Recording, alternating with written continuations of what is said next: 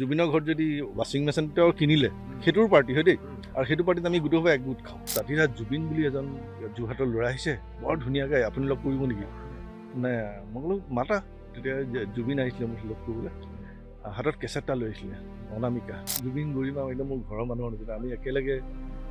ক'ৰবাত ফুৰিবলৈ যাওঁ বা তোমাৰ আমি তাত বিহু পাতোতো আমি একেলগেই বিহু খাওঁ আমি সেইবিলাক আমাৰ তাৰমানে একদম ফেমিলি টাইপৰ আছিলে আৰু জুবিনক একচুৱেলি আমি অকল অসমীয়া নহয় দেই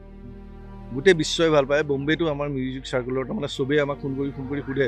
एक्चुअली दादा जुबिन का क्या हुआ था बताइए ना सोनू निगम तो इमान लेके कुछ दादा मैं इनका मुझे तब से दादा बोली को देख बोले दादा मैं इनका फैन फॉलोइंग देख के मुझे लगा कि हम लोग को कुछ भी नहीं है आर्टिस्ट किसको कहा जाता है अभी मुझे समझ में आ रहा है इन बार होने को सोनू निगम जुबिन क्षेत्र जुबिने गानটো গাইছিলে বেলেগ এটা ষ্টুডিঅ'ত জানে কিয়া হোগা আমাৰে সেই গানটোৰ মিক্সিং মই কৰিছিলোঁ মিক্সিঙৰ কাৰণে মোৰ তাত আহিছিলে জুবিন তাৰপিছত মই জুবিনৰ যিখিনি কাম কৰিছোঁ মই বম্বেত হিন্দী চিনেমাৰ কামহে কৰিছোঁ অসমৰ এজন বিশেষ ব্যক্তি তেওঁ বৰ্তমান এতিয়া বম্বেত কাম কৰি আছে বহু পুৰণা ভূপেন হাজৰিকাকে আদি কৰি জুবিন গাৰ্গৰ সৈতেও তেওঁ কাম কৰা এগৰাকী বিশেষ ব্যক্তি মোৰ সৈতে আছে আমি তেওঁক প্ৰথমে অসম লাইভলৈ স্বাগতম জনাইছোঁ নমস্কাৰ আপুনি যেহেতু ভূপেন হাজৰিকাৰ পৰা ধৰি আপুনি ইমান যথেষ্ট গণ্যমান্য ব্যক্তিসকলৰ লগতে জুবিন গাৰ্গৰ লগতো আপুনি কাম কৰিছে কেনেকুৱা অভিজ্ঞতা কি ক'ব নিজকে ধন্য বুলি ভাবোঁ এইখিনি গুণী মানি মানুহৰ লগত কাম কৰিবলৈ পাইছিলোঁ জ্যোতিচিত্ৰমত একচুৱেলি 87ত মই প্ৰথম জইন কৰোঁ ছেপ্টেম্বৰত তো মোৰ প্ৰথম ৰেকৰ্ডিংটো আছিলে ভূপেন দাৰ তেওঁ কবিতা এটা আবৃত্তি কৰিবলৈ আহিছিলে অমৰজ্যোতি তেখেতৰ এটা কবিতা কৰিব আহিছিলে ভূপেন দাক তেনেকৈ পাইছিলোঁ তাৰপিছত মই 3 বছৰমান কাম কৰিছিলোঁ জ্যোতিচিত্ৰমত সেই সময়ত ইকুইপমেণ্টৰ বৰ জৰ্জৰ অৱস্থা আছিল তাৰমানে খুব দুখ লগা অৱস্থা আছিল ভাল অৱস্থা 1987 ছেপ্টেম্বৰ মই জইন কৰিছিলোঁ আৰু মই 90 শেষলৈকে ইয়াতে আছোঁ মই 91ত ইয়াৰ পৰা গৈ ফ্ৰেঞ্চ ষ্টুডিঅ' বুলি সেইসময়ত প্ৰাইভেট ষ্টুডিঅ' হৈছিলে তাত মই জইন কৰিছিলোঁ 90ত ইয়াত থাকোঁতে মই যথেষ্ট সংখ্যক অসমৰ অভিজ্ঞ মানে পৰিচালকৰ লগত কাম কৰিছিলোঁ মই প্ৰথম যিখন ছবি কাম কৰিছিলোঁ এজ এ ট্ৰেইনী হিচাপত যেতিয়া আছিলোঁ প্ৰথম ছবিখনেই মই ডকুমেণ্টেৰীখন কৰিবলৈ পাইছিলোঁ এজ এ চাউণ্ড ইঞ্জিনিয়াৰ সেইখন আছিলে তোমাৰ অচবিপ গৌতম বৰাৰ আৰু সেইখনত মই চিনাকি হোৱা প্ৰথম মই শ্ৰেৰ চৌধুৰীৰ লগত শ্ৰেৰদাৰ লগত মানে অসমৰ এনেকুৱা ধৰণৰ কামলৈ মই সৌভাগ্য হৈছিল তাৰপিছতে মই তাৰ নেক্সটতে মই কেইবাখনো ডকুমেণ্টেৰী কৰিবলৈ পাইছিলোঁ সেই সময়ত পুলক গগৈ তাৰপিছতে তোমাৰ সেই সময়ত চিনেমাত কাম কৰিছিলোঁ ভৱেন্দ্ৰনাথ শইকীয়াৰ লগত অতুল বৰদলৈৰ লগত হেমেন দাসৰ লগত এনেকৈ সেই সময়ত মজিদকাৰ লগত আব্দুল মজিদ তেখেতৰ লগত কৰিছিলোঁ চিনেমা তাৰপৰা তথাপি নদী বুলি হেমেন দাস মৃদুল গুপ্তা বা তাৰপিছত আমাৰ নকলে নহ'ব বিজু দা ভাই চিনেমা সেইখনত মই প্ৰথম আহি তেতিয়া আদিল এছিষ্টেণ্ট আছিলে আদিলে মই একেলগে শ্বুটিঙলৈ যাওঁ গতিকে সেইবোৰ মেমৰি সাংঘাতিক আছিলে সেই সময়ত তাৰপৰা ইয়াত সেই সময়ত ইকুইপমেণ্টৰ বহুত প্ৰব্লেম আছিল তাৰমানে ইকুইপমেণ্ট পুৰণা হৈছিলে ঠিক হোৱা নাছিলে অলপ খেলি মেলি হৈ আছিলে সেই সময়ত প্ৰাইভেট ষ্টুডিঅ' হৈছিলে তেওঁলোকৰ সেই সময়ত 8 ট্ৰেক আছিলে মানে তোমাৰ 8 ট্ৰেক মানে অন ষ্টেণ্ড টেপ ৰেকৰ্ড কৰিব পৰাকৈ 8 ট্ৰেক আহিছিলে সেই সময়ত সেইটো কথা লৈ তাৰমানে বহুতো মিউজিচিয়ান ইয়াত ৰেকৰ্ডিং কৰিব নাহিছিলে তো মই মিউজিক কৰি ভাল পাইছিলোঁ ৰেকৰ্ডিং কৰি প্ৰাইভেটত সুবিধা পালোঁ মই জ্যোতিচিত্ৰমণি প্ৰাইভেটলৈ গুচি গ'লোঁ ভূপেন হাজৰিকা কেনেকৈ লগ পাইছিলোঁ ভূপেন দাক মই একচুৱেলি সেই কবিতাটোৱে যি কাম কৰিছিলোঁ তাৰপিছত এখন তেখেতে ছবি কৰিছিলে সেই ছবিখনত মই অলপ সময়ৰ কাৰণে এজ এ চাউণ্ড ইঞ্জিনিয়াৰৰ কাৰণে কেইদিনমানৰ কাৰণে কাম কৰিবলৈ গৈছিলোঁ তেওঁ একচুৱেলি সেইখন কেলকাতাৰ পৰা বাপি বুলি এজন আহিছিলে তেওঁ সেই সময়ত কিবা অসুখত পৰিছিলে বেমাৰত পৰিছিলে সেই সময়ত মই আহিছিলোঁ তেওঁৰ কাৰণে কাম কৰিবলৈ দুদিনমানৰ কাৰণে বেছি দিনৰ কাৰণে নহয় আপুনি জুবিন দাক কেনেকৈ লগ পাইছিলে প্ৰথম ক'ত লগ পাইছিলে তেতিয়া মই ফ্ৰেন্সত এইটো সম্ভৱ 91 দেই জুবিন মোৰ ওচৰলৈ আহিছিলে সেইখন শাশ্বতী বটবিয়াল ফুকন মানে ধ্ৰুৱজ্যোতি ফুকনৰ ৱাইফ তেওঁৰ মই এটা এলবাম প্ৰডিউচ কৰি আছিলোঁ তেওঁ মোক কৈছিল যে ৰাতিৰাত জুবিন বুলি এজন যোৰহাটৰ ল'ৰা আহিছে বৰ ধুনীয়া গায় আপুনি লগ কৰিব নেকি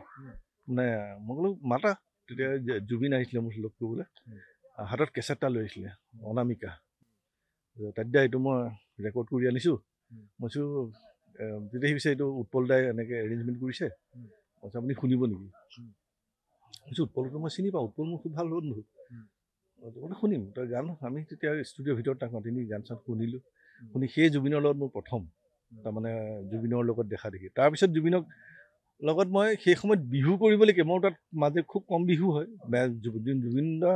জুবিনৰ তাৰমানে যিবোৰ কাম বিশেষকৈ তেওঁলোকে অডিটেকত কৰে বেছিকৈ কাম অডিটেকত ভূপেন হাজৰিকাৰ লগত কৰে তেখেতৰ কাম আৰু আমাৰ তাত তাৰমানে এটা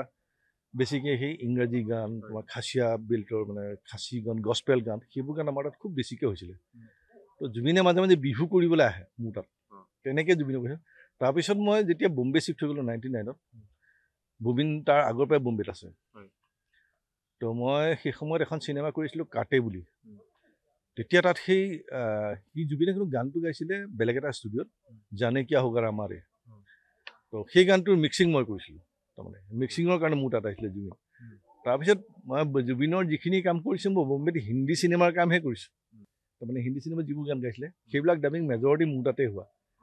আৰু বাকী তাৰ লগত ৰিলেশ্যন মোৰ ঘৰুৱা তাৰমানে মই তাৰ ঘৰলৈ যাওঁ সি মোৰ ঘৰলৈ আহে জুবিন গৰিমা একদম মোৰ ঘৰৰ মানুহৰ নিচিনা আমি একেলগে ক'ৰবাত ফুৰিবলৈ যাওঁ বা তোমাৰ আমি তাত বিহু পাতোতো আমি একেলগেই বিহু খাওঁ আমি সেইবিলাক আমাৰ তাৰমানে একদম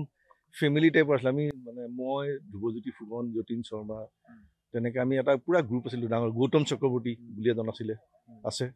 আমি সকলোৱে মিলি তাত খুব বিহু খাব যাওঁ একেলগে কিবা এটা উৎসৱ হ'লে কোনোবাই যদি ঘৰত তাৰমানে জুবিনৰ ঘৰত যদি ৱাশ্বিং মেচিন তেওঁ কিনিলে সেইটোৰ পাৰ্টি হয় দেই আৰু সেইটো পাৰ্টিত আমি গোটেই একগোট খাওঁ আমাৰ তেনেকুৱা ৰিলেশ্যন আছিল আৰু আমাৰ চবৰে মানে এই নিজৰ ককাই ভাই নিচিনা ৰিলেশ্যন আছিল তাৰমানে তাত কোনো বেলেগ ধৰণৰ হেৰি নাছিল আপুনি যেতিয়া কৈছে প্ৰথম লগ পাওঁতে অনামিকাৰ কেছেটটো লাগিছে তেতিয়া বয়স কিমানমান আছিলে জুবিন গাৰ্গৰ তেতিয়া সম্ভৱ তেওঁ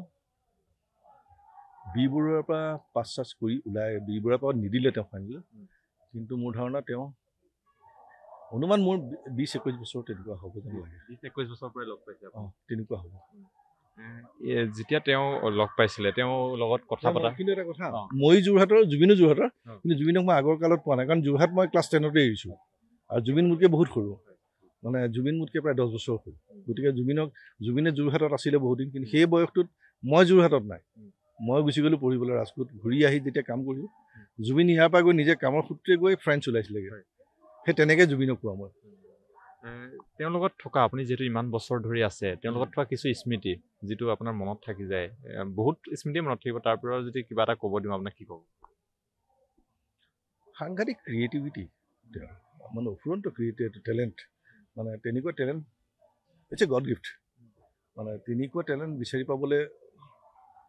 বহুত ৰেয়াৰ বুলি ক'ব লাগিব দেই তেনেকুৱা টেলেণ্ট পাবলৈ বৰ টান মানে আমাৰ ভূপেন দাৰ পিছত যদি অসমলৈ যদি কোনোবা টেলেণ্ট আহিছিলে জুবিনেই আহিছিলে তাৰ বাহিৰে মই তেনেকুৱা ইমান বেছি টেলেণ্টেড আৰ্টিষ্ট মই জীৱনত দেখা নাই আৰু মানে ইমান বেছিকৈ পঢ়িছিলে মানে কি পঢ়া কিতাপ নহয় মানে তোমাৰ নলেজ বেলেগ বেলেগ ছাবজেক্টত বেলেগ বেলেগ দেশৰ বেলেগ বেলেগ কালচাৰ বেলেগ বেলেগ মিউজিক সেইবিলাক পঢ়ি খুব ভাল পাইছিলে আৰু আমাৰ লগত আলোচনা কৰি খুব ভাল পাইছিলে আমি যেতিয়া গ্ৰুপ ডিছকানত বহোঁ তেতিয়া সি তাৰমানে চব কথাতে মাতিব পাৰে ক'ব পাৰে সেইটো এটা বিৰাট ডাঙৰ গুণ আছিলে চব কথাতে মাতিব পাৰে চব তেওঁ টেকনিকেলি এলাৰ্ট আছিলে সেইবিলাক ভাল লাগে মিউজিকৰ মানে সেইখিনিয়ে মোৰ জুবিনৰ লগত আটাইতকৈ ভাল কি আছিল জানানে জুবিনৰ এটা সাংঘাতিক গুণ মই এতিয়াও মানে নকৰোঁ যে সি মানুহৰ মাজত কোনোবা বেছি জানে নাজানে কোনোবা উচ্চ কোনোবা নিজ বা কোনোবা মানে তেওঁ কি বুলি ক'ম এইটো সেইটো নাছিল তাৰ কাৰণে সকলো সমান মানে মই যিটো ৰাস্তাত কোনোবাই কাম কৰিছে সিও তাৰ সমানেই তাৰ কাৰণে সমান মানে হেৰি ৰেচপেক্টফুল পাৰ্চন মই যিটো মই সমান ৰেচপেক্টফুল পাৰ্চন তেওঁ মানে সেই গুণটো বহুত কম মানুহৰ গাত আছে মানে মানুহে ডিপ্ল'মেটিকেলি বহুত কাৰেক্ট হৈ যায় বহুত কিবা কিবি কৰে ই বেপাক মানে যি আছে মুখত খোলা খুলিকৈ ক'ব ভাল পালে পালা বেয়া পালে মোৰ একো নাই মই সঁচা কথা মই যিটো তোমাৰ বিষয়ে জানো মই তোমাক সেইটোৱে সঁচাকৈ কৈছোঁ উপায় নাই তেনেকুৱা ধৰণৰ কেৰেক্টাৰ এটা আছিলে আৰু সেইটো কাৰণে মই তাক বেছি ভাল পাইছোঁ কাৰণ ময়ো সেই ধৰণৰ মানুহক ছাপোৰ্ট কৰা ময়ো তেনেকুৱা ধৰণৰ কেৰেক্টাৰ এটা সেইকাৰণে মানে তাক মোৰ ভাল লাগিছিলে সেইবিলাক কথা মোৰ নিজৰ ভাইটিৰ নিচিনা গতিকে আৰু কেতিয়াবা মই কিবা কিবি কওঁ সি একো নুশুনি হ'ব দিয়া তাত এনেকৈ ওলাই যায় যিহেতু তেওঁক লৈ এতিয়া শ্ৰদ্ধাঞ্জলি অনুষ্ঠান পাতি আছে আৰু শিল্পী সমাজ অসমৰ শিল্পী সমাজৰো পাতিব চানমাৰীত কি ক'ব এইটো নিতান্ত প্ৰয়োজনীয় কথা জুবিনৰ নিচিনা শিল্পী এজনক সন্মান জনোৱাৰ যিখিনি শিল্পীয়ে অংশগ্ৰহণ কৰিব তেওঁলোকৰ সৌভাগ্য বুলি ক'ব লাগিব। তেওঁৰ যিবোৰ সৃজনীবোৰ যিবোৰ তেওঁ গাব ৰাইজে গাবলৈ যে তাত পাৰ্টিচিপেট কৰিছে সেইটোৱে তেওঁলোকৰ কাৰণে আটাইতকৈ লাইফৰ এচিভমেণ্ট বুলি মই ক'ব খোজোঁ। আৰু এইটো কাম খুব ভাল কাম কৰিছে একচুৱেলি, আৰু এইটো প্ৰত্যেক বছৰেই কৰিব লাগে। মানে এইটো এটা আৰম্ভণি জুবিনক মনত ৰখাৰ, আমাৰ মাজত জীয়াই ৰখাৰ এটা আৰম্ভণি। তাক তেনেকেই গোটেই আমাৰ শিল্পী সমাজে জীয়াই ৰাখিব লাগিব। আৰু জুবিনক একচুৱেলি আমি অকল অসমীয়া নহয় দেই,